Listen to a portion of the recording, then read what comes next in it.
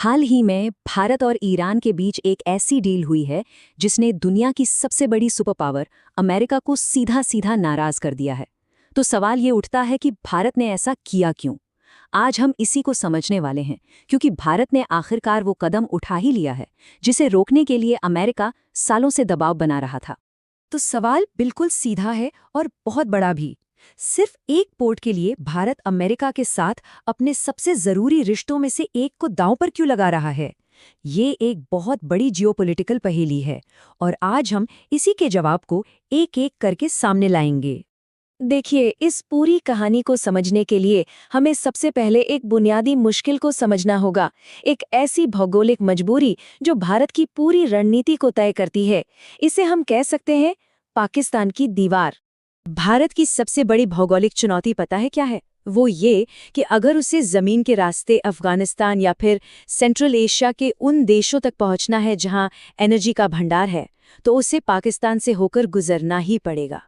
लेकिन पाकिस्तान के साथ जो तनाव भरे रिश्ते हैं, उनकी वजह से ये रास्ता दशकों से बंद है। ये एक ऐसी दीवार की तरह है जो भारत को उसके पड़ोसियों से ही काट देती है। तो इस नाकेबंदी का असर क्या होता है? सबसे पहली बात, ट्रेड के लिए कोई ज़मीनी रास्ता ही नहीं है। याद है जब अफगानिस्तान में मानवीय संकट आया था, तब भारत को अनाज भेजने में भारी मुश्किल हुई थी।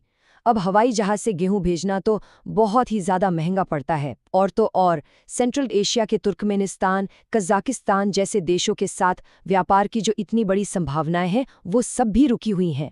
तो अगर जमीन का रास्ता बंद है, तो फिर भारत के पास विकल्प क्या है? यहीं पर इस जियोपॉलिटिकल ताले की चाबी सामने आती है, और उस चाबी का नाम है चाबहार। और इसका जवाब देखिए बहुत सीधा सा है। अगर जमीन का रास्ता बंद है तो समुद्र का रास्ता खोल दो। एक ऐसा पोर्ट बनाओ जो पाकिस्तान को पूरी तरह से बाईपास कर दे।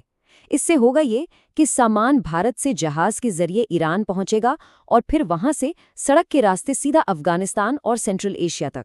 लेकिन इस खेल में भारत अकेला नहीं है।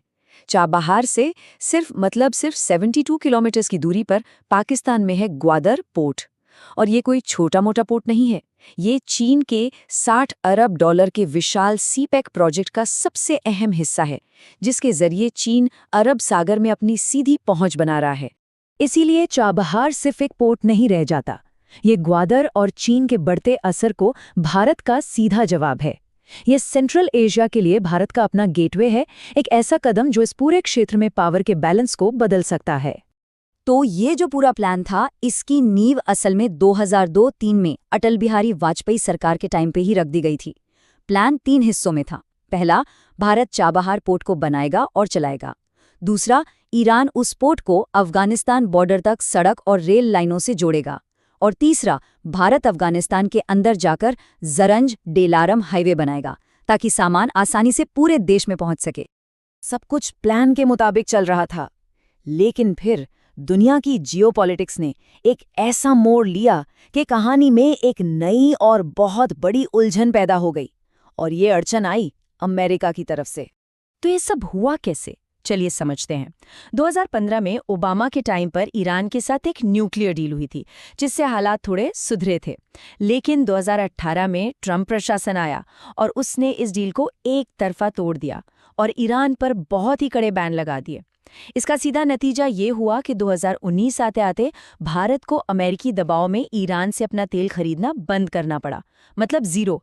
और चाबहार प्रोजेक्ट ठंडे बस्ते में चला गया।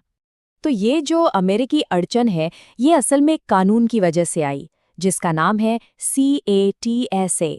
ये एक अमेरिकी कानून है जो कहता है कि अगर दुनिया का कोई भी देश अमेरिका के 3 दुश्मन रूस, ईरान और नॉर्थ कोरिया के साथ कोई बड़ी डील करता है, तो अमेरिका उस देश पर भी बैन लगा सकता है।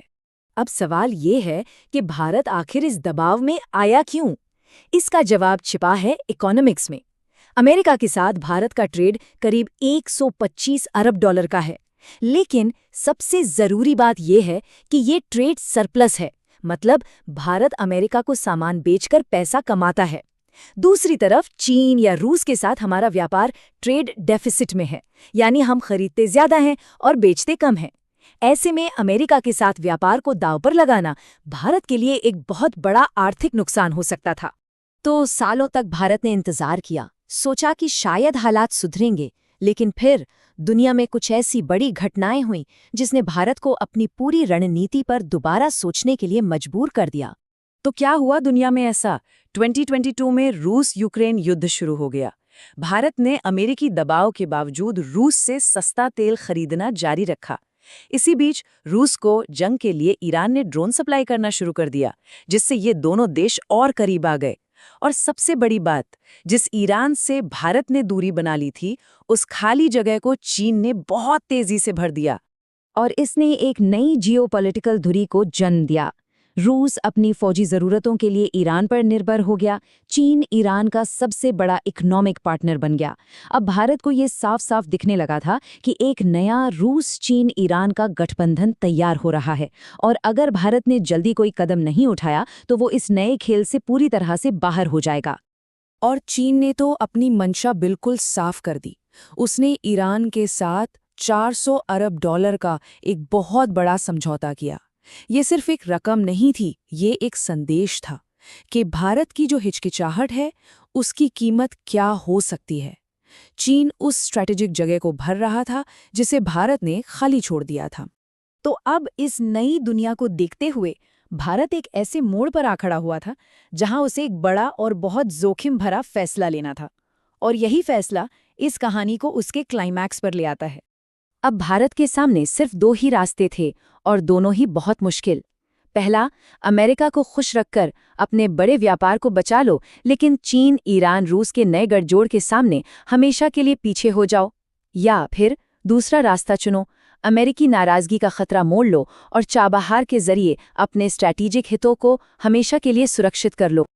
और मई 2024 में भारत ने अपना फैसला सुना दिया। उसने विकल्प बी को चुना।